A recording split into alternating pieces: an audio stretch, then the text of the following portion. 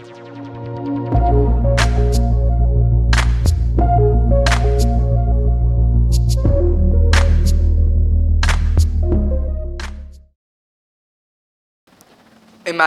a city alive with movement.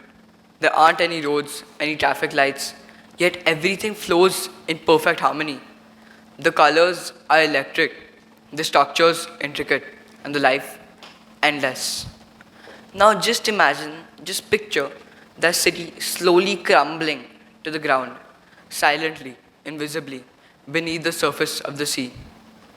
I'm Reyansh Ambani. I'm a student, an open water certified diver, and someone who loves the ocean with all my heart. The first time I saw a coral reef, I felt like I had stumbled onto a living galaxy. I remember the coral glowing underneath the sunlight, the schools of fish weaving between them like threads in a tapestry. It was magical. But the more I learned, the more I realized I was lucky because what I saw, it might not be there for the next generation. Coral reefs cover less than 1% of the ocean floor, but they support up to 25% of all marine life.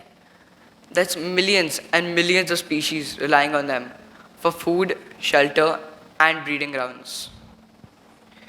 But they offer much more than that for humans. They protect coasts from hurricanes, support entire economies through tourism and fishing. They even regulate the global climate by storing carbon. They are nature's shield, supermarket, and pharmacy all in one. And yet, we are watching them die at our own hands. The biggest threat is rising ocean temperatures. When the water warms just slightly, by even 1 or 2 degrees, it stresses the coral out.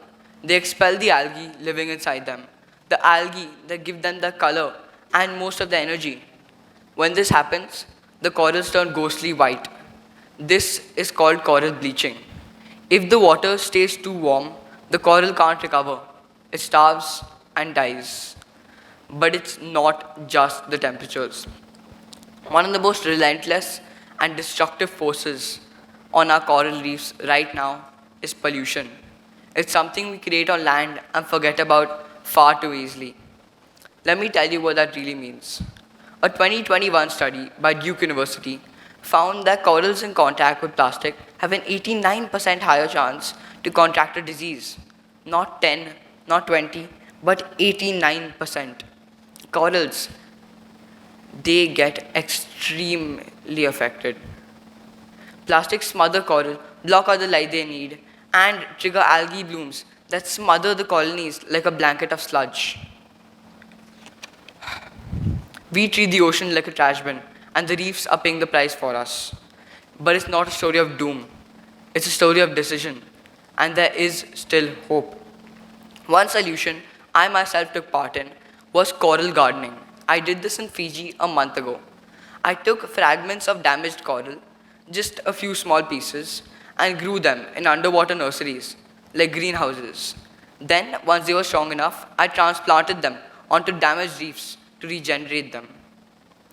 It's nature helped by nurture. It's already seeing great improvement in reefs in the Maldives, the Great Barrier Reef, and even India's own Lakshadweep Islands. Another solution that sounds straight out of science fiction is cloud brightening.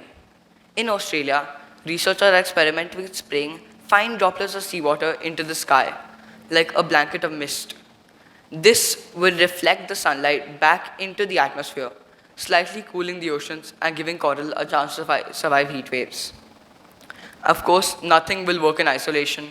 We need to reduce greenhouse gas emissions globally and even reduce our plastic consumption. It's not about governments or corporations, it's about each one of us. To me, coral reefs are more than ecosystems. They're masterpieces. They're ancient cities made of living stone. They tell stories that go back hundreds and millions of years. And right now, that story is at risk of ending too soon. The ocean may be silent, but the collapse of the reefs is the loudest warning it's ever given us. What do we do with that warning? I have 3 things I want to leave you with. 3 takeaways. Not just to remember, but to live by. 1. Support reef restoration. This will help the reefs greatly. Donate, volunteer, do whatever you can. Second, turn awareness into action. Post about it, tell someone, give a TED talk. Third, choose reef safe everything. From sunscreen to seafood, make choices that protect the oceans. We're the people that still have time. Let's be the ones that save them. Thank you.